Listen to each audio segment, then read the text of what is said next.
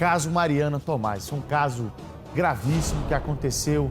Essa jovem, linda menina cearense que veio à Paraíba em busca de estudos, em busca de voltar para a cidade dela como uma médica para servir o povo da cidade dela, que infelizmente cruzou no destino com esse indivíduo. O Joanes Dudek, esse suspeito, esse assassino já condenado, se eu posso chamá-lo, pode tirar até suspeito aqui, não é mais suspeito. Ele é assassino, já tem condenação contra ele. Já é um assassino, já está condenado já. Esse assassino que matou covardemente a Mariana Tomás. A justiça aumentou a pena desse indivíduo, aumentou a pena dele. O Washington Luiz, quanto tempo é que a justiça decretou e condenou a prisão desse indivíduo? Tribuna Livre. Olá, Bruno. Muito bom dia a você, bom dia a todos que nos assistem. É verdade, é um crime chocante que aconteceu lá no bairro do Cabo Branco. A jovem Patrícia Tomás, ela veio de Lavras da Mangabeira, lá no Ceará, para cursar a graduação de medicina aqui em João Pessoa, quando há um mês, segundo informações de um relacionamento com o Joanes Dudek, ela foi morta, foi estrangulada, um crime bárbaro que chamou a atenção de todo o Nordeste. O Ministério Público solicitou para que o próprio Tribunal de Justiça pudesse rever a pena em função da matemática que, segundo o próprio Ministério Público, não estava condizente com a data da condenação do Joanes Dudek. O acusado de ter matado, o homem principal autor de ter matado a estudante de medicina Patrícia Tomás. Ele foi condenado, a pena aumentou em mais 2 anos.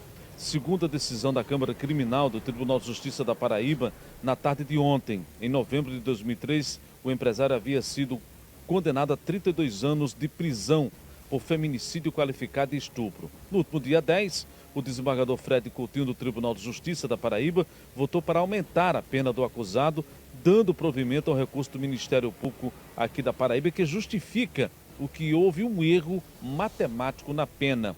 O julgamento foi suspenso após a pedida de vista do processo apresentado pelo desembargador Ricardo Vital de Almeida. Mas na tarde de ontem, porém, o desembargador Ricardo Vital de Almeida seguiu o voto do relator. No julgamento, foi julgado também um recurso da defesa, que segundo o qual requeria que o júri fosse anulado, alegando que uma jurada fez juízo de valor sobre a causa, mas foi negado pelo Tribunal de Justiça do Estado. Vejam na matéria da repórter Thaís Aureliano com a doutora Artemise Leal.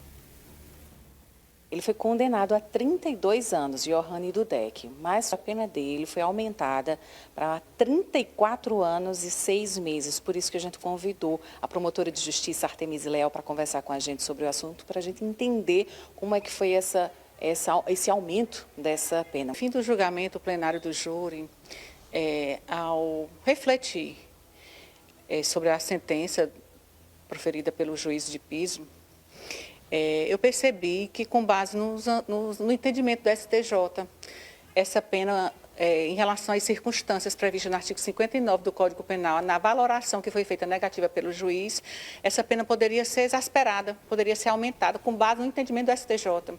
E aí, nos cálculos, verificando, analisando, palmilhando o processo, verifiquei que na contagem dava para aumentar de 2 anos para 2 anos e 6 meses. Aumentar. Daí, eu manejei o recurso e o tribunal, com imensa satisfação, reconheceu que era realmente o caso de aumento de pena e a pena dele agora aumentou a pena do feminicídio. A pena do estupro foi mantida e houve um aumento de 2 anos e 6 meses em relação à pena do feminicídio, com base justamente nessas circunstâncias previstas no artigo 59, que são as circunstâncias judiciais, já que o processo estava com muitas provas, dando conta de quem era o réu, de quem era o acusado, o condenado, Johannes Dudek, feminicida. Então, com base nas provas que foram amealhadas no decorrer do processo, eu percebi que dava para ter um incremento nessa pena. E foi com base nisso que houve o recurso para que essa pena fosse exasperada. Então, são agravantes que então aumentaram essa pena. Sim, são as circunstâncias judiciais previstas no artigo 59, são 8 circunstâncias, e aí o juiz considerou 6 as circunstâncias, valorou negativamente, e então eu recorri com base nas provas que ele já tinha fundamentado a valoração negativa, como também em outras que existiam já no processo, para que o tribunal aumentasse essa pena. E é importante também até a sociedade ter esse tipo de retorno, porque é um crime que a gente está vendo aí, que a pena é alta e que a justiça está sendo feita. Sim, com certeza. É preocupante. A cada dia a gente vem percebendo houve um aumento do número de feminicídios. Então, os órgãos, as instituições, os poderes estão atentos, vigilantes e atuantes também na busca da condenação. Inclusive, a gente vai lançar agora o protocolo de investigar, processar e julgar sob a ótica de gênero, ou seja, toda morte de mulher, ela deve iniciar uma investigação de uma forma mais alargada, ou seja, sob a ótica do viés de gênero, para que a gente não perca elementos probatórios para comprovar justamente a qualificadora do feminicídio. Então, o protocolo será lançado brevemente, tanto para a Polícia Civil, Ministério Público, magistratura, para que a gente engaje, para que a gente abrace essa causa cada dia mais. Este fato lamentável aconteceu no dia 12 de março de 2022, quando a polícia chegou no apartamento em Cabo Branco, que encontrou a jovem já morta. Segundo informações, uma ligação do próprio condenado a mais de 32 anos de prisão, ele teria ligado dizendo que ela estava com convulsões, quando na verdade a perícia constatou algo que infelizmente chamou a atenção e deixou revoltado não só a família, mas como também toda a sociedade. Mas um dado que preocupa, Bruno, é que no ano de 2023, 8 mulheres foram vítimas de violência doméstica a cada 24 horas. É um número alarmante, preocupante. Nós temos uma fala da doutora Cileide Azevedo que retrata essa realidade triste que vive hoje a violência contra as mulheres. Vejam. Nós precisamos abarcar outras situações, trazer para a sociedade questionamentos e trazer para a sociedade a importância do papel de cada um de nós.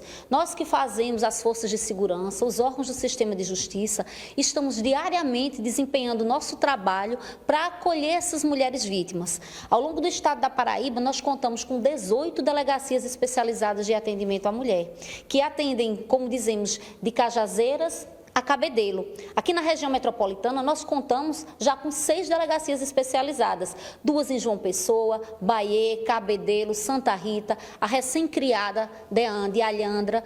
E nós estamos aptos a fazer esse atendimento a essas mulheres vítimas. Nós somos porta de entrada dessas mulheres vítimas de violência. E na ocasião em que essa mulher ela traz ao conhecimento das autoridades os crimes dos quais fora vítima, nós podemos, naquele momento inicial, solicitar uma medida protetiva de urgência para que essa mulher ela tenha sua vida salvaguardada. Nós oferecemos a ela o programa integrado Patrulha Maria da Penha, que vai desempenhar um trabalho muito importante na fiscalização do cumprimento dessas medidas. Nós temos outro programa muito importante aqui no estado, o SOS Mulher.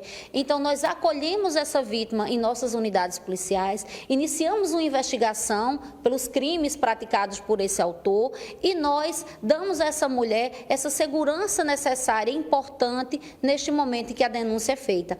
E a partir daí, dessas informações, nós conclamamos a sociedade para que atue conosco nesse enfrentamento. Por quê? Porque nem sempre a mulher reúne condições de denunciar o seu agressor, porque ela está em meio a um ciclo que nós chamamos de ciclo da violência. Esse autor, ele muitas vezes pratica ações que impedem que essa mulher peça ajuda, ameaçando-a, ameaçando os familiares, ou então essa mulher depende economicamente desse autor e não reúne forças para denunciá-lo. Então, quem é vizinho, quem é amigo, quem é pessoa próxima, pode se intervir nessa situação. A máxima que antes se dizia, em briga de marido e mulher não se mete a colher, sempre foi ultrapassada. Ela não está, ela sempre foi ultrapassada. Então, é muito importante que toda a sociedade se envolva nesse enfrentamento. Se eu estou visualizando uma situação de violência, eu ligo para o 190, a guarnição da Polícia Militar mais próxima vai àquele local para salvaguardar, para salvar a vida daquela mulher e prender aquele agressor. Se eu tenho conhecimento de uma violência que já ocorreu, eu aciono um 97. É garantido o anonimato do denunciante. E a Polícia Civil, ela toma conhecimento e vai agir para proteger essa vítima. Então, é muito importante que as mulheres procurem ajuda, mas que a sociedade também possa ajudar quando essa mulher não reúne condições para isso. São, Bruno, das autoridades, principalmente no interior do estado, porque até então, no interior, era raro as mulheres terem a oportunidade de poder denunciar. Ficava sempre cabisbaixa, não relatava os fatos, mas hoje, em função da agilidade da internet, em função dos meios de comunicação que têm orientado as mulheres a procurar a autoridade mais próxima para poder denunciar no momento em que for agredida de forma doméstica. Enfim, hoje há uma amplitude maior em termos de delegacias, em termos de ações que são desenvolvidas pelo Ministério Público, pelo Poder Judiciário e também pela Polícia Civil. Isso tem dado um alento a mais às pessoas. Então, no momento em que se sentir prejudicada, procure a autoridade mais próxima em qualquer parte da cidade, que elas estão lá prontas para poder atender a esse tipo de violência, que é abominável, é inadmissível fatos que acontecem aqui na Paraíba e no Brasil. É com você, Bruno Pereira, ao vivo, Washington Luiz, para o programa Tribuna Livre. Obrigado, Washington Luiz. Tem muita gente que ainda não abriu a mente para a gravidade disso que nós estamos falando, né?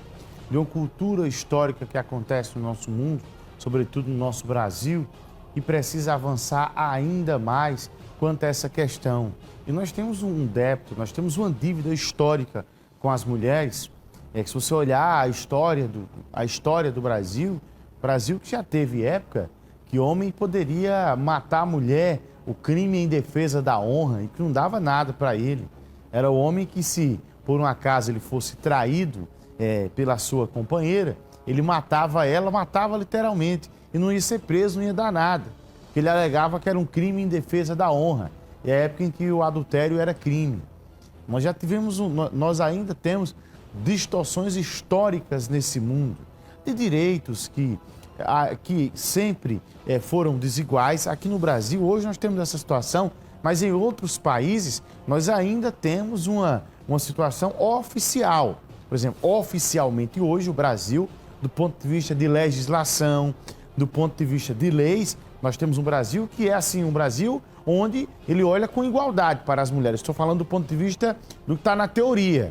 É o Brasil dos direitos das mulheres, é o Brasil de igualdade, ponto. Em outros países, nós temos de forma oficial as mulheres sendo submissas aos homens. Mulheres que não podem trabalhar, mulheres que não podem votar, mulheres que não podem sair de casa se não for com autorização dos seus companheiros, mulheres que em qualquer situação ela tem que ser submissa ao homem, mulheres que não podem ter independência, mulheres que não podem se vestir, que não podem ter a vestimenta da maneira como elas bem querem. Isso existe em outros locais do mundo. Aqui no Brasil, ainda bem que do ponto de vista oficial, nós temos ali algo que permite liberdade total a ela. Mas quando você vai para a prática aqui no Brasil, estou falando da parte prática, muito ainda precisa melhorar. É bem verdade que são muitas as ações, é bem verdade que no Brasil nós avançamos muito quanto à questão de programas, de delegacias especializadas em atendimento à mulher, de campanhas, de mulheres que conseguem locais de destaque nesse Brasil, de mulheres que conseguem ter a liberdade.